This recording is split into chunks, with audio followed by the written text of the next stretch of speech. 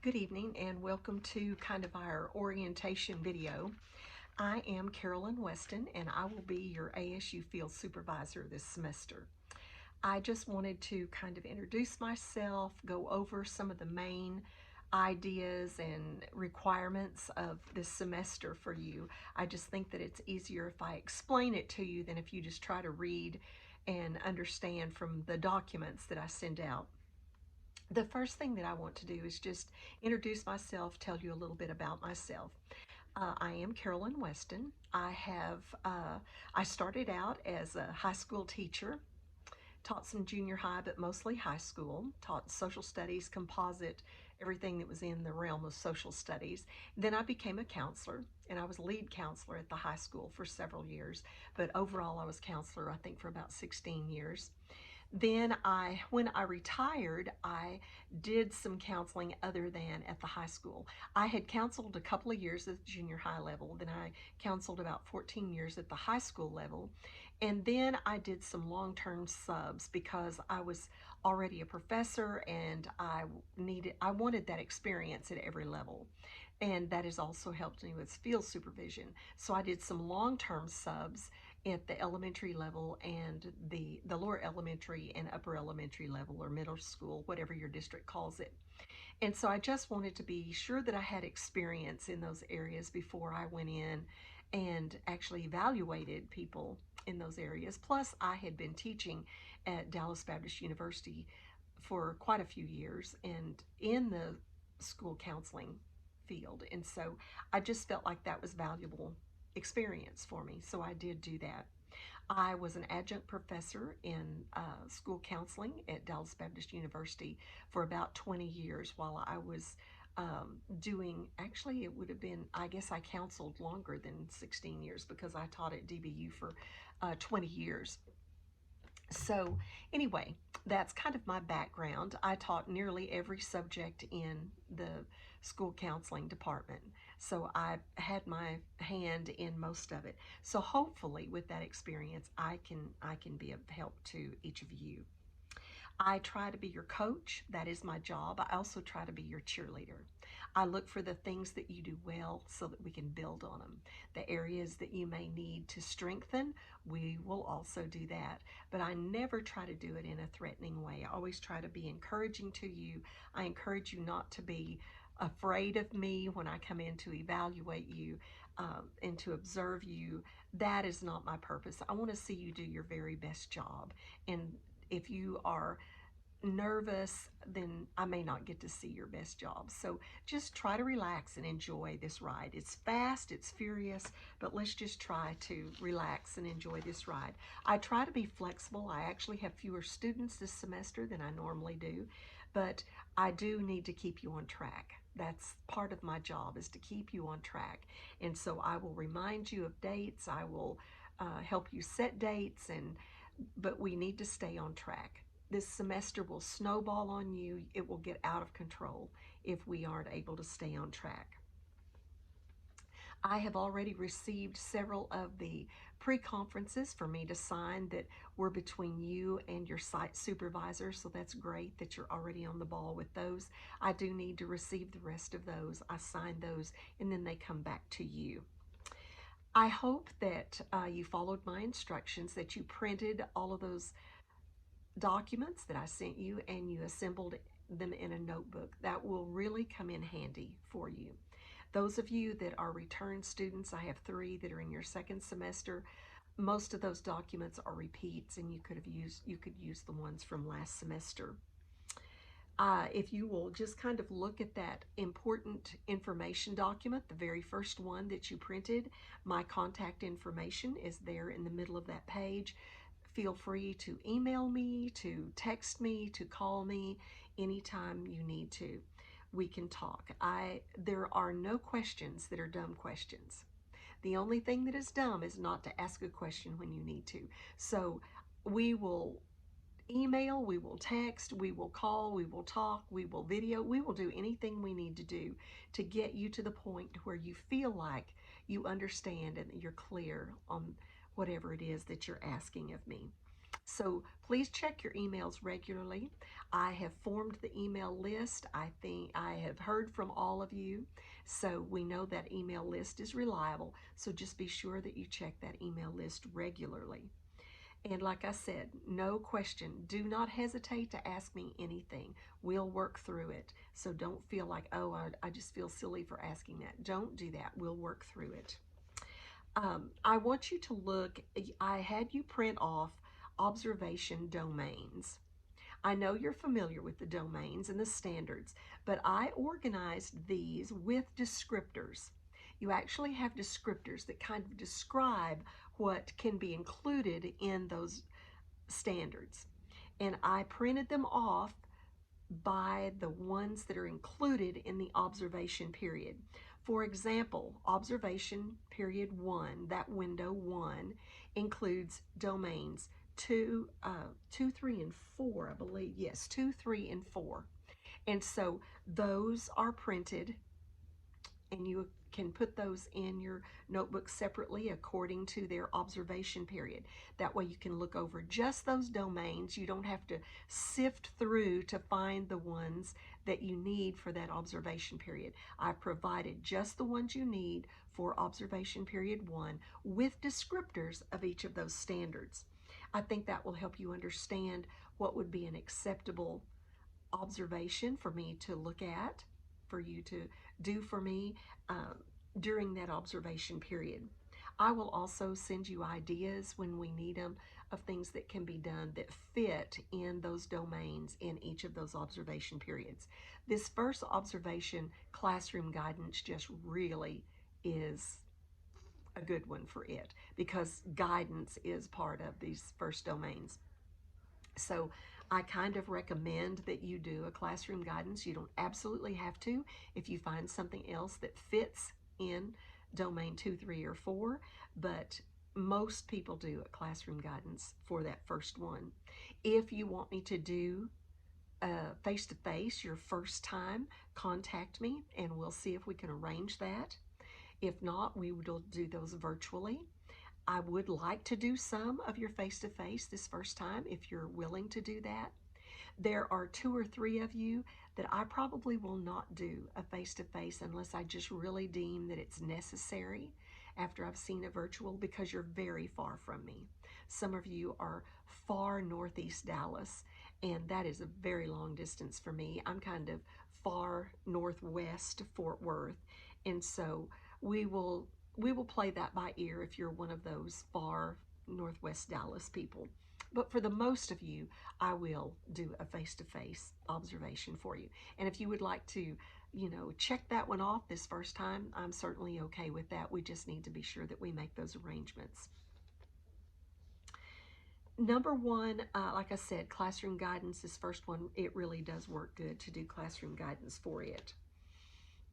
I like to see you interact with students, so I prefer that at least 2 of your observations be interacting with students. That can be classroom guidance, it can be small groups, it can be individual counseling, it could be any of those areas, as long as I see that you're interacting with students. Let me check. I just want to be sure I'm covering everything that I want to cover. I prefer that we do, if it's not face-to-face, that we do your observations virtual. Sometimes students like to do that last observation, number 3, video it and send me a video, and that's perfectly fine. Many times they like to do webinars on that last one, just kind of, I don't have to perform really, and I've given you instructions on how those will look.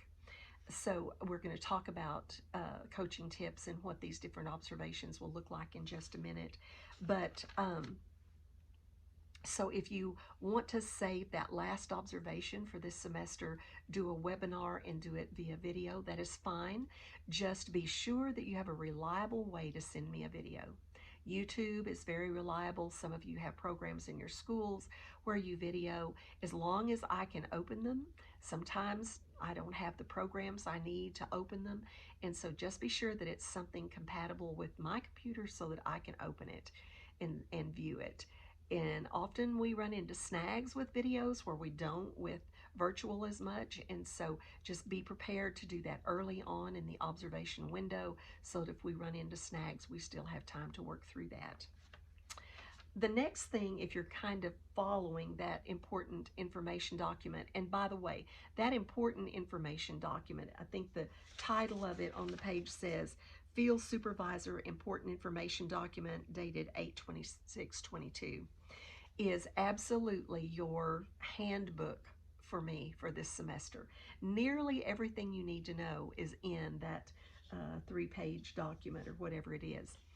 So I want to go ahead and talk just a tiny bit about the coaching tips. You printed those. I think I actually sent you 6 coaching tips. They included classroom guidance, small group, individual, consultation, webinar, and planning. I included one on planning, like a guidance program or guidance lesson, because you can also do that. But I need you to look over those. Those are things that I look for in an observation. So if I'm observing you for a classroom guidance and you read over the coaching tips for classroom guidance, it will help you remember, help you realize some of the things that I will be looking for in that observation on classroom guidance. The hardest observation technique seems to be small group. And I think schools don't lend themselves always perfectly to the true small group pattern. That's more of a clinical pattern, maybe. And so, format, I guess, would be a better word. So, if you choose to do small group, just be sure that you review those small group coaching tips, because those are things I'll be looking for. The having students talk to each other, where you're not as much in the lead and there's more student to student interaction. Those things are very important when you're teaching small group, and I will dwell on that more also a little bit later. But just look over those coaching tips, keep those in your notebook so that you can review them from time to time. Now I want to just specifically talk about observations, what you're going to need to do. It's time for us to go ahead and schedule your first observation. And you're going, wow, we just got started and it's already time to do an observation. Yes, it is. I would really like to do your first observations that week after Labor Day, starting, I think Labor Day is September the 5th, so that would be starting September the 6th. I would really like to do some observations. I will probably contact a couple of you for sure that are already counselors and see if we can work something in immediately after that. Some of you that are not counselors, but you need to go ahead and be talking with your site supervisors on what you think would be a good idea for you to do, some possible times so that we can look at those times and see if we can make those work. I will be contacting you very soon, literally within the next few days after I send this video out to see when we can do that. So be sure that you have a time, an idea of what you would like to do for that first video. And the final due date for our first video, I believe, is the 13th. We're going to look at that schedule in just a minute. But so we really need to get those scheduled so that you can be preparing for those. So let's break down what the requirements are for an observation. An observation has 3 components. It has a pre-conference, the actual observation, and a post-conference. That is a total observation. A pre-conference, the actual observation of your activity, and then a post-conference. The pre-conference is not the pre-conference that you did with your site supervisor. This pre-conference is one that you will do with me each observation period prior to your observation. It is just with me. It is not with your site supervisor. It is just with me. This first one takes a little longer. I will warn you, it's a good 30 minutes usually. We just get to know each other a little bit. We talk about what your plans are for your observation, and then we go over each of those domains and the standards included in each of those domains so that I can just kind of get a feel for where you are. Now, let me warn you, when we do your observations, You will not get accomplished. I am not supposed to give accomplished. Accomplished would be someone who is perfect, who shows experience. We were instructed in our field supervisor training that we should not be getting accomplished. So there you go. And I feel like some of you are accomplished in some areas, but you will seldom get that accomplished because there is always something more that you can learn.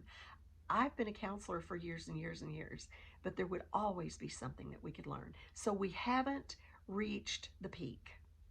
So don't have your feelings hurt if you don't get accomplished. I was one of those people that if I didn't get the highest mark, I was wondering what I did wrong, and that is not it at all. We are building skills. And so when you get those different ones, whether it's developing or, whatever it is, don't think that that is anything that is grading you down. It is just giving us a starting point to see where we need to work on your skills, which skills are already pretty strong, and which ones we need to strengthen a little bit. So don't worry about what level is checked there. Just do your best and you're going to do great. So I just have to throw that in every time so that you don't expect, because I did give a lot of accomplished, and I'm going to have to back up because they do not want us to. Because you are not accomplished, you have not reached that peak. So just kind of to throw that in there. So the pre-conference is for me to get a feel where you are in those standards, what you're doing, what experience you have in those standards, what you've seen done in those standards if you don't have experience. What is your level of understanding or experience in each one of those standards included in those domains? I must have your site supervisor evaluation before we do your pre-conference.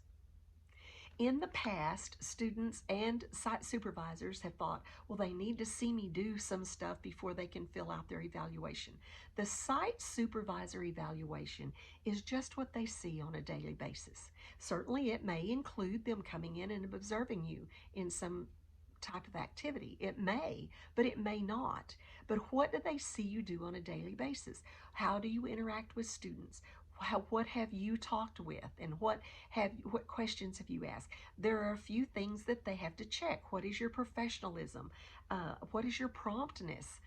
These types of things. So they can fill out a site supervisor evaluation in a matter of a few minutes. And I need that will be very early on in each of your observation windows. And then from the time they fill that one out until they fill the next one out, they will be observing you throughout all of that time period. So just remember, I must have a site supervisor evaluation before we do your pre-conference, before each observation. Then your observation activity itself needs to be 45 minutes. It can be a classroom guidance, it can be individual counseling, it can be any of those things if you make it fit the domains for that observation period. It can be any of those counseling activities. If you have, say, 30-minute slots for your observation time, maybe you're in an elementary school and you only have 30-minute slots, you could do two. I could watch two of them so that I get a full 45 minutes or even more. We could do a planning and the actual observation of your activity. So we can always work out something, and we can discuss that in your pre-conference.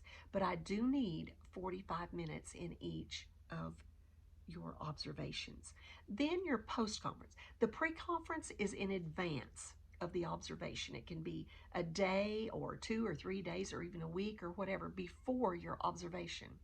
The observation and the post-conference I really like to do back to back.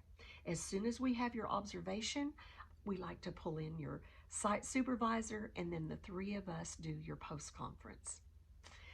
That works best. It's fresh on my mind, it's fresh on your mind. We can discuss what you did, figure out what you did great, figure out things that we can improve and build on, and it's all fresh on our mind. If I've done 3 or 4 or 5 more observations and then do your post-conference, it's really hard for me to think through it, think back to it. Even though I've taken notes and everything, it's hard for me to do that. So I really like for us to be able to schedule your post-conference immediately after your observation, and I really, really need your site supervisor in that conference. If at all possible, that needs to be a requirement. 2 of your 3 observations, I would like to see you interact with students. So you might do a guidance, you might do some individual counseling, whatever, some small group, whatever you decide to do. You might even be able to work in 2 guidance lessons depending on which domain you're trying to work it in under. But I really like to see you interacting with students 2 of those 3 observations. The third one, if you want to do something, a planning period or a webinar or something like that, that's fine. But I really like to see you interact with students 2 of the 3 observations if possible. Let's see, where am I on my list? Your logs and journals. I do not need to see your logs and journals completed. I need to see that you have started your log and journal. So I need to see that you have logged a few hours. I need to see that you have begun your journal. That's all I care about. I'm just keeping you on track. So before we do your observation, I need you to let me know that I can see your log and your journal and that they have been started for that observation period. Now, sometimes we're going to be very early in the observation period. And so to choose your topic, for example, for your journal may be a little difficult. And it may even change, and that's okay. But I have to see that journal begun. I have to see at least a few hours logged in that observation period. As long as I can just see it started, that's all I need to do to check that off. But I have to check that I have seen those in progress before I can file your observation form with ASU. So it really needs to be started. Both of those items need to be started prior to your observation activity that I'm going to observe. Let's see. Um, those, that's pretty much everything I think I had planned on telling you. So I'm sure that it may cause questions, and if it does, just email me or text me. I'll be glad to answer those questions. Look over that important information document. Look over that number 1 of your domains so that you get an idea of what those domains and those standards really are for observation 1. Talk to your site supervisor to be getting an idea of something that you might do, and I will be contacting you very, very soon to set up your first observation. I will need a site supervisor evaluation sent to me prior to your pre-conference. So without further ado, I have thoroughly, I look forward to this semester. I always look forward to working with my return students. You have developed so far, and I get excited knowing that you're about to enter the field. And then it's very exciting watching my new students come into this all wide-eyed and afraid. It's very overwhelming at first. It is very overwhelming, and it does go so quickly. But I will help keep you on track. I will do everything that I can to ease the burden for you.